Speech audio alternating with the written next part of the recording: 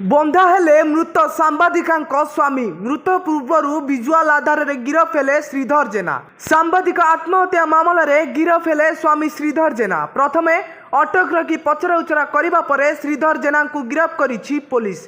परिवार लोकों अभियोग क्रमे रुजु होईछि हत्याकांड मामला।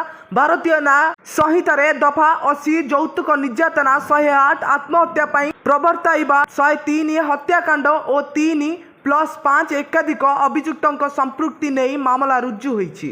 गतकाली ट्रेन रे कटी जीवन हारिथिले वेब सांबादिका मधुस्मिता परिडा। मधुस्मिता स्वामी सह पुलिस को दायी करिसेंती परिवार लोक। आत्महत्या पई उस्काउथिबा अभियोग रे कार्यानुष्ठान दाबी करिसेंती तांको परिवार। हेले पुलिस एक्शन नेबा बदल रे करिथिला अपेक्षार बुझामणा। सूचना अनुसार मधुस्मिता मार्च 1 तारिख में विवाह करथिले। 5 वर्ष संपर्क में रहिबा परे एही विवाह होइतिला। आत्महत्या पूर्व मधुस्मिता वीडियो करी सोशल मीडिया रे शेयर करिसेंती। वीडियो रे से समस्त को क्षमा मागिसेंती। विवाह परे स्वामी और स्त्री मध्य रे कलह लागिथिबा से वीडियो रे दर्शाइसेंती। ब्यूरो रिपोर्ट जागरण 24 न्यूज।